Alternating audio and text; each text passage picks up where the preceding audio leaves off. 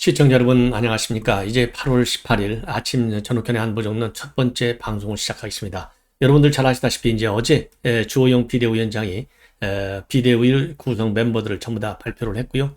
오늘 첫 번째 비대위 회의가 열렸습니다. 이 회의에서 주호영 비대위원장이 밝힌 입장을 여러분께 자세히 말씀을 드리겠는데요. 시기적으로 여러 가지 상징적인 의미도 있고 또 실질적으로 정치적인 메시지, 당원은 물론이고요. 우리 일반 국민들도 굉장히 많이 관심을 가질 텐데 상당히 적절한 메시지를 내지 않았는가. 왜냐하면요. 반성 모드로부터 시작을 했어요. 그래서 국민과 당원 여러분께 반성드리고 사과드린다. 마음이 대단히 무겁고 착잡하다. 이렇게 밝혔습니다. 그러면서요. 주호영 비대위원장은 그동안에 당이 갈등 분열 또 분열을 수반이 못하고 법정 다툼까지 간 일, 집권당으로서 민생을 잘 챙기지 못한 점, 일일이 그러니까 당이 무엇 잘못했는지를 하나하나 딱 꼽아내면서 국민의힘이 잘못됐다. 그러면서 우리가 이거는 잘못했고 또 앞으로 잘 하겠습니다. 라고 입장을 밝혔습니다. 그리고 나서요, 잘하겠습니다. 라는 인사를 드리면서 모두 비대위원 일동이 전부 다 자리에서 일어나서 허리 숙여 인사하기도 했는데요. 이거가 어떻게 보면 뭐 통상적으로 이 정치 당에서 있는 일종의 퍼포먼스, 보여주기식 이벤트가 아니냐 이렇게 볼 수도 있지만은 주호영 비대위원장의 성격을 빌어보고 그동안에 또 원내대표 하면서 보여줬던 여러 가지 정치적인 이 행보를 보면 이거는 뭐 이 쇼맨십 입장에서 보여준 쇼오프가 아니다. 진정의 사과, 반성의 국민의 그리고 당원에 대한 인사가 아닌가 저는 그렇게 해석을 하고 싶습니다. 그러면서요. 출발에 앞서서 다짐을 한다. 그러면서 초심 얘기를 했고 그 다음에 국민의 입장을 강조했어요. 자, 그러면 이 초심과 국민의 입장은 윤석열 대통령도 가지고 있는 비슷한 얘기가 아니겠느냐. 특히 어제 윤석열 대통령도 첫 기자회견에서요. 뭐든지 국민의 눈높이에서 국민만을 생각하고 일을 하겠다라는 얘기를 몇 번씩이나 강조했지 않습니까? 그거하고 비슷한 메시지가 아닌가 싶어요. 그래서 저희들은 출발에 앞서서 다짐한다. 초심을 되찾아서 초심을 잃지 않겠다라고 밝혔는데요. 오로지 국민만을 보고 국민 입장에서 생각하고 국민의 입장에서 판단하고 국민의 입장에서 실행하겠다. 그러니까 국민의 입장에서요. 생각, 그 다음에 판단, 그 다음에 실행 이것만 제대로 지켜도요. 제가 보기에는 이미 뭐 절반의 성공을 한 것이 아닌가 싶은데 과연 그렇게 국민의 입장만을 존중할 것인지 지켜볼 상황이 아닌가 생각이 들고요. 그 다음에 민주인 창구인 당은 민심을 적극 수용해서 정부에 전달하고 정부의 민심과 괴리되는 일이 있을 때는 빠른 시간 안에 고치도록 최선을 다하겠다라고 얘기했어요. 그러면서 당원 여러분께 호소드린다. 분열한 조직은 필패하게 돼 있으니 뭉쳐야 하고 서로 역지사지하고 조금 양보해서 당 조직 전체가 흔들리거나 무너지면 모든 것이 잘 될 수 없다는 절박감, 그리고 집권당으로서 또 정치인으로서 이 시대 어려움에 처한 국민들에 대한 책임감, 이런 것들을 가지고 조금씩 역지사지하고 양보하면 당의 단합은 조기에 정착될 것이다. 여기서 얘기하는 당원은요, 이준석이를 집중적으로 한 80%를 목표하는 것 같아요. 그리고 이준석이의 어떤 입장과 노선에 공조 동의하면서 지금 추가적으로 당원 가입을 하고 있는 젊은 당원들한테도 호소하는 얘기가 아니겠느냐. 그래서 역지사지하다. 그리고 조금씩 양보하자. 이 얘기는요. 굉장히 우리가 그거 누구든지 할 수 있는 얘기고 우리 일상생활에서 많이 나오는 얘기인데요. 이거를 실행에 옮기기가 그렇게 쉽지가 않아요. 그래서 지금 이 상황이야말로 역지사지하고 조금 양보한다. 우선적으로 지금 주호영 비대위원장이 호소하고 있는 국민의 입장에서 생각, 판단, 실행하기 위해서 맨 앞장에 서야 할 사람은 현 시점에서는 이준석과 그리고 이해관들이 아니겠느냐 이렇게 판단이 듭니다. 자, 이번에는 말이죠. 주호영 이 비대의 출범과 관련해서 나경원 의원이 밝힌 입장인데요. 나경원 의원이 취임 100일을 맞은 윤석열 대통령 국정운영과 관련된 기자회견과 관련해서 MBN 프레스램에 어제 출연해서 한 발언 내용 가운데 그 일부가 들어가 있어요. 자, 비대위 출범과 관련해서는요, 지금 친윤 비대위냐 아니냐, 이런 거 갖고 이제 비판이 있는데, 대통령 지지율이 너무 위기이기 때문에 우리 모두가 범친윤이 될 수밖에 없다. 친윤계냐 아니냐, 이런 얘기를 굳이 할 필요도 없다. 사실요, 친윤이냐, 뭐, 비윤이냐, 이런 얘기를 할 만큼 우리 당이 지금 한가롭지 않다라고 하는 저도 판단을 하고 있고요.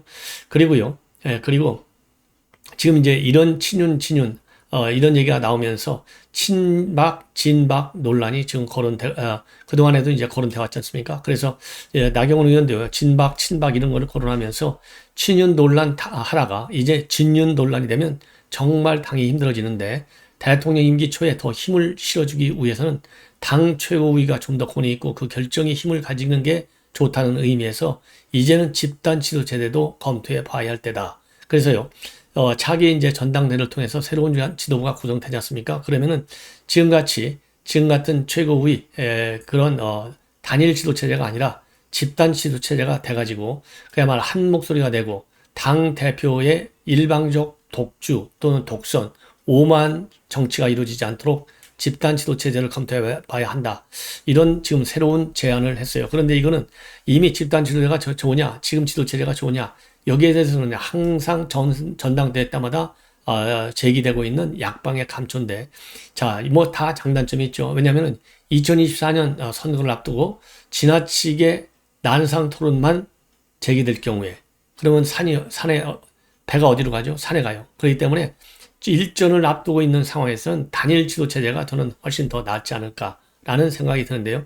그런 의미에서 단일 체제의 순수성과 단일 체제의 이 체제의 효과를 극대화시키기 위해서는 그러한 단일 체제의 효과를 제대로 효율적으로 집행할 수 있는, 실행할 수 있는 자질을 가진 대표를 잘 뽑으면 될 거 아니냐. 그래서 지금 현 상황에서는요, 집단 지도 체제가 좋냐, 단일 체제가 좋냐, 체제의 장단점을 논하기보다는 무조건하고 2024년 총선에서 우리가 압도적 다수를 딱 가져와가지고 윤석열 대통령이 성공할 수 있는 여의도 정치 체제의 골격을 바꾸는 그런 투쟁력과 전투력, 그리고 민심을 제대로 꿰뚫을 수 있는 지혜, 해안, 이런 사람을 뽑아내는 것이 더 중요하다. 그래서 시스템보다는 당 대표라고 하는 그 대표의 어떤 그 특성이 더 중요하지 않느냐, 이렇게 저는 생각이 듭니다. 그리고요, 어차피 이제 MBN 프레스룸에 나와서도 다른 부분에 대해서 또 얘기했어요. 지금 이제 인적 쇄신이 안 됐다. 그리고 인적 쇄신과 관련해서 뭐 이 파격적 언급이 없었다. 이번 기자회견에서 말이죠. 이런 점이 아쉬운 점도 비판 포인트로 제기되고 있는데, 이 부분에 대해서는요, 여당과 정부 대통령실의 모습에서 점수 따기 좀 어려운 부분이 많았는데, 잘못된 부분은 이제 좀 바꿔야 되는 것 아니냐. 그러면서 윤 대통령이 교육부 장관을 경질한 걸 보면 문제를 충분히 인식하고 있는 것은 참 다행이다. 그런데 인사에 대한 생각과 방법을 좀 바꿔 주시길 조심스럽게 기대하고 희망한다. 나경원 의원은 굉장히 신중하고 조심스러운 그게 이제 특징이잖아요. 그러다 보니까 그게 이제 장점이 돼서 사선 이제 경력을 가지고 있는 의원인데, 인사 쇄신에 대해서 나경원 의원은 굉장히 이렇게 소프트하게 얘기했지만은 지금 민심의 흐름을 보면, 왜냐하면 민심의 흐름을 우리가 자로 잴 수 있는 유일한 방법은 여론조사기관의 신뢰성 여부와 관계없이 그 지표밖에 없지 않습니까? 그러면 지금 전반적으로요, 부정평가에 압도적 다수를 범하고 있는 부분이 바로 인사 쇄신이 없는 점이에요. 그러니까 문재인 정권이 왜 바뀌었습니까? 바로 부동산 실패 때문에. 넘버원 이유가 부동산이었잖아요. 몇 년간 계속 부동산이었는데 부동산 문제에 관한 정책 교정을 한 번도 안 했어요. 오히려 더 설상가상으로 나쁜 조치만 내는 거죠. 그러니까 부동산 정책을 뭐 26번, 7번 고쳤는데도 집값이 문재인 정권에 거의 2배 이상 오른 거 아니겠습니까?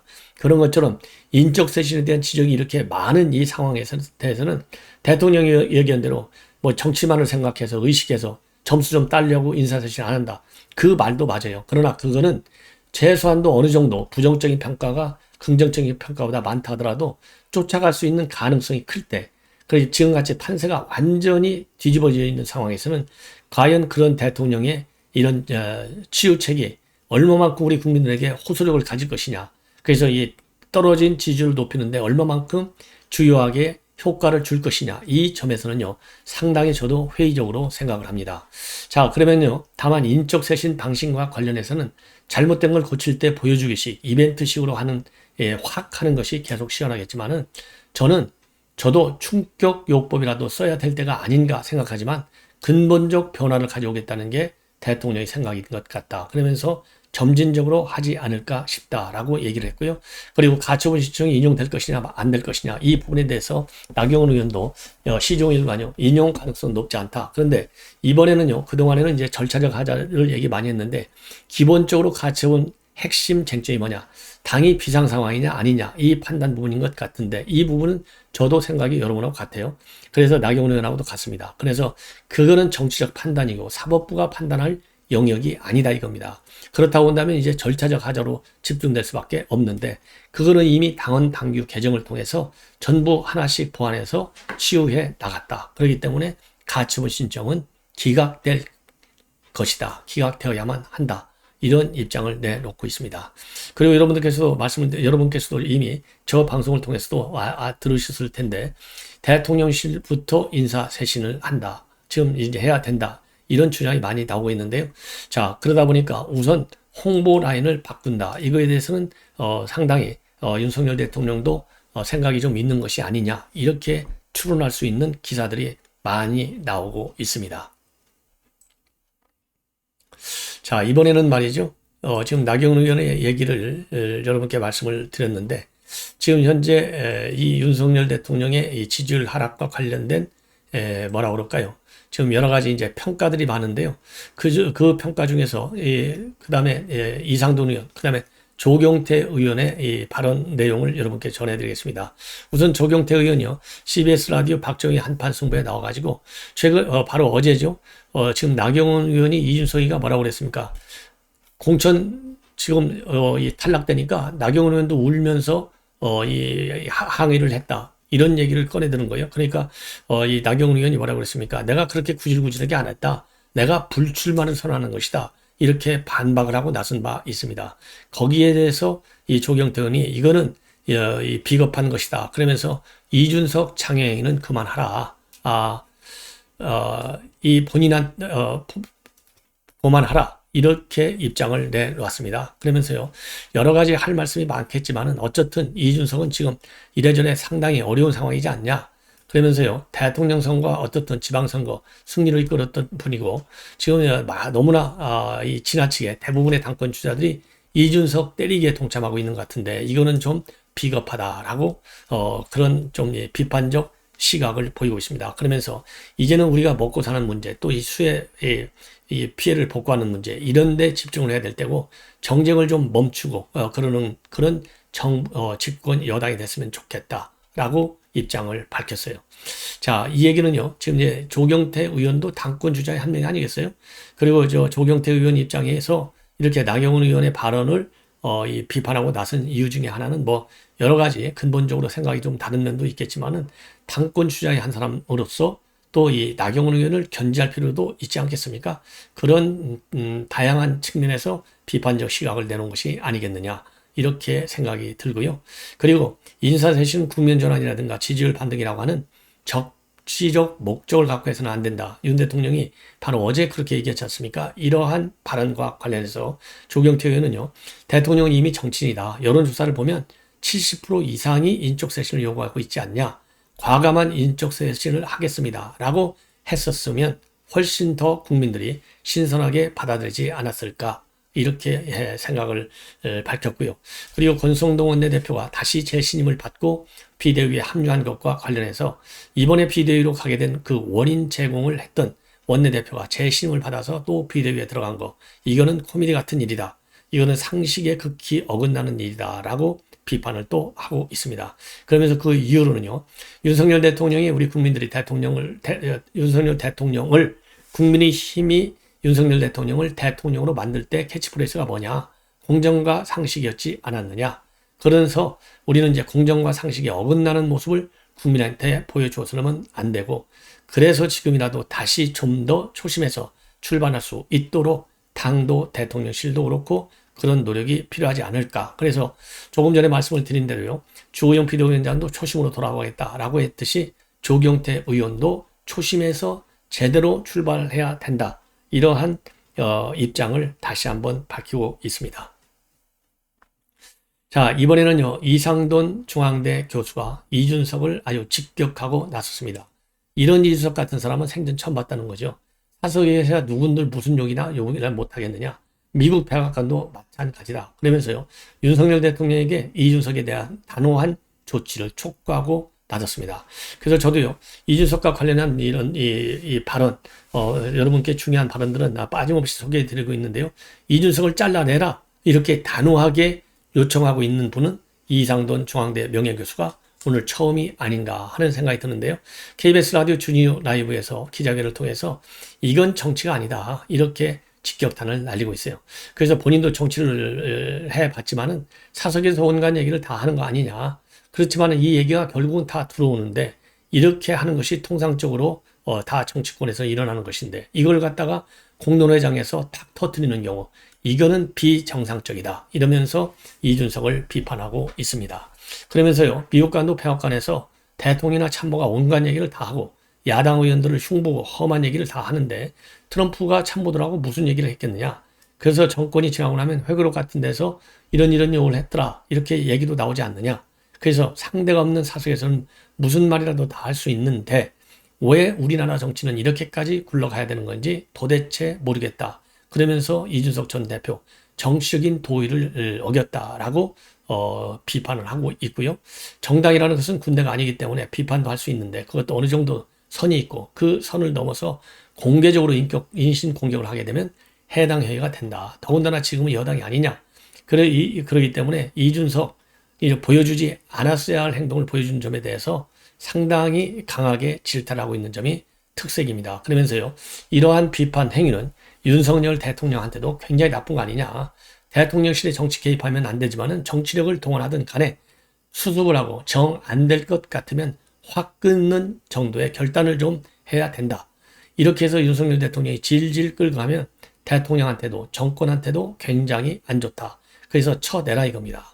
그러면서요, 이상돈 교수는요, 이게 무슨 판인지 모르겠지만은 여당에서 수습을 좀 해야 되는데 가처분 신청이 계기가 될 것 같고 이 전 대표가 낸 비대위 효력정지 가처분 신청에 대한 법원의 판단을 보고 나서 대통령실이 어떤 움직임과는 보일 것으로 판단이 된다라는 의견을 내놨는데요.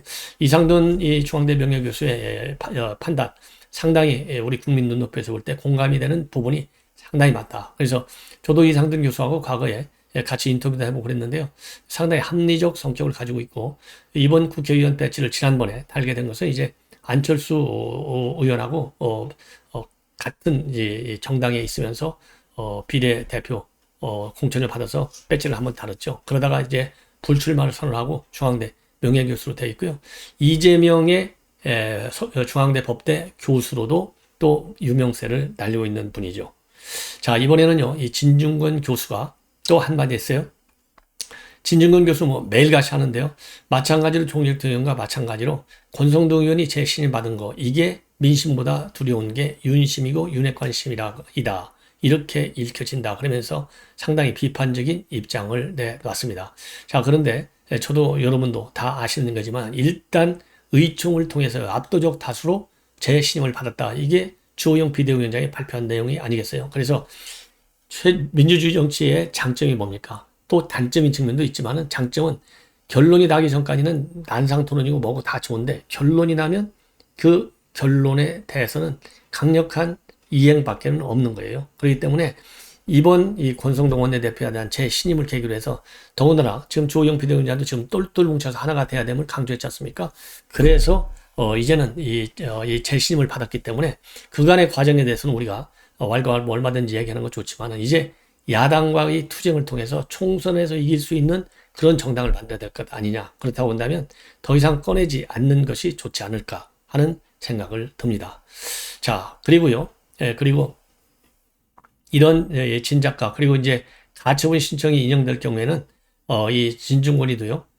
이준석하고 비슷하게 창당을 누가 하느냐. 이준석이가 창당하는 게 아니라 윤핵관 쪽에서 창당할 것이다. 왜냐하면 그래? 너 그러면 혼자 당 대표 한번 해봐. 그러면서 아예 다른 살림을 차릴 가능성은 윤핵관 측에 훨씬 더 많다.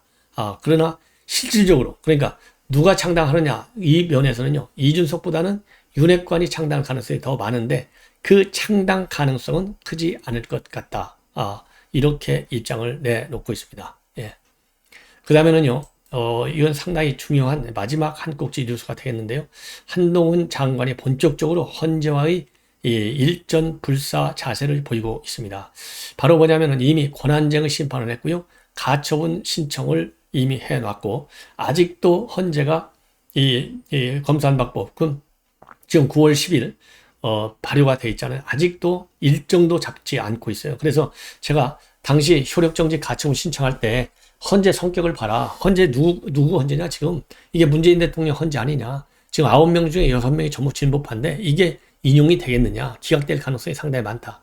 아니면 심리 일정을 되게 늦출 것이다. 그래서 사실상 발효가 되게 해 나갈 것이다. 라고 제가 전망을 해 드린 바 있는데요. 지금 한동훈 장관도 저하고 비슷한 생각을 하고 있는 것이 아닌가. 왜냐면요. 지금 이거는 문화일보의 단독 보도 내용입니다. 문화일보에서요. 대검하고 법무부를 쭉 취재를 해보니까 이번 주에 말이죠. 헌재에다가 검수완박 법안 일환인 이 형소법하고 검찰청법 여기에 대해서 반대 의견을 피력하는 의견서 4건을 제출할 예정이고요.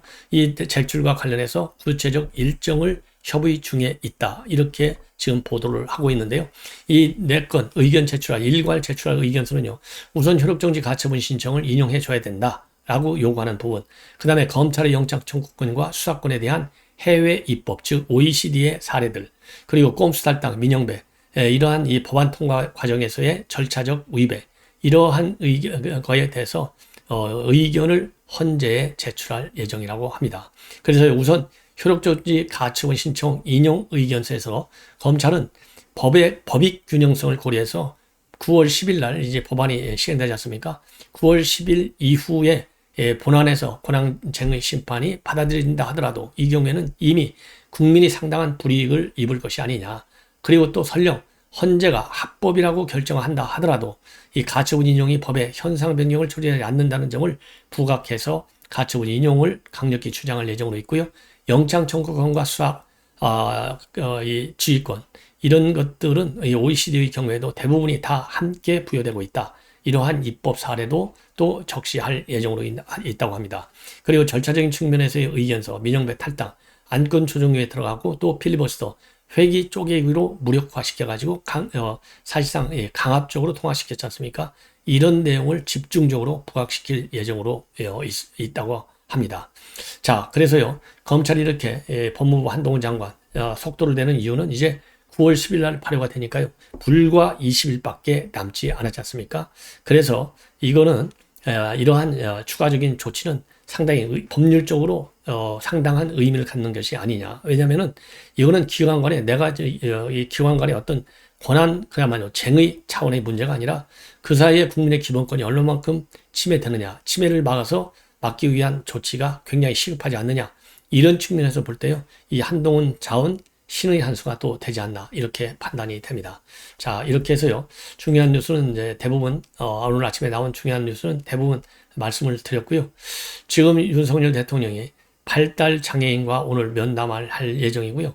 공정한 기회를 제공한다고 하는 것이 윤석열 대통령의 기본적인 생각이다. 이러한 입장을 오늘 도스태핑에서 말씀을 드렸습니다. 그리고 어제 회견의 취지는 국민 말씀을 세밀하게 챙기고 받들겠다. 이런 취지라고 하는 점을 오늘 다시 한번 밝혔어요. 그래서 오늘 이 도스태핑에서 얘기한 것 중에 하나는요. 이렇게 되어 있습니다. 어제 회견의 취지는 국민 말씀을 세밀하게 챙기고 받들겠다는 것이다. 100일 회견에서 지역 이슈가 빠졌다는 지적이 나온다는 이런 질문과 관련해서요. 지역균형 발전 문제는 기업이 공정의 문제라고 누누이 말씀드렸고 어제는 복지, 균형 이런 분야를 망라한 발표는 아니었다. 그리고 정부가 바뀌면서 어떤 부분이 중점적으로 변했는지에 중점을 두다 보니까 그렇게 지역균형 문제는 좀 빠진 것 아니냐. 그러면서 어제 지역 문제는 항공우주 산업의 전략적 발전을 위해서 대전, 전남, 경남에 나사를 모델로 한 계획을 추진하겠다라고 말씀을 드린 것이고 지역 문제가 전혀 그렇지만은 없었던 것은 아니었다. 어제는 망라적인 것이 아니었음을 강조하고 있는 대목입니다. 그리고 오늘 오후에 발달장애인과 그리고 그분들을 좋아하는 분들 또 부모님들을 찾아뵙고 이분들에 대한 국가 정책을 반영할 부분이 없는지 현장 일정을 갖겠다라고 소개하고 있습니다. 그러면서요, 이 대통령실 사무실하고 1층 로비에 발달장애인 예술품이 전시되어 있는데 예술 분야에서 탁월한 성취를 해낸 분도 계시지만은 전반적으로 이런 사회활동에 대해서 대단히 어려움을 갖고 있다. 그래서 결집된 목소리를 내기 어려운 이런 분들을 국가가 적극적으로 찾아서 이분들이 공정한 기회를 받을 수 있도록 도와드리는 게 우리 정부의 국정 철학이다. 이러한 입장문을 내놨습니다. 저도 몇 차례 말씀을 드렸지만은요, 이 발달 장애인들이 그린 그림을 여러 점을 대통령실에 지금 전시해 놓고 있습니다. 시청자 여러분, 이것으로 오늘 첫 방송을 마치겠습니다. 잠시 후에 바로 이어서요, 또 중요한 뉴스를 가지고 여러분을 찾아뵙도록 하겠습니다. 알람을 설정해서 많이 시청해 주시고 구독 좋은 분들에게 많이 권유해 주시면 고맙겠습니다. 감사합니다.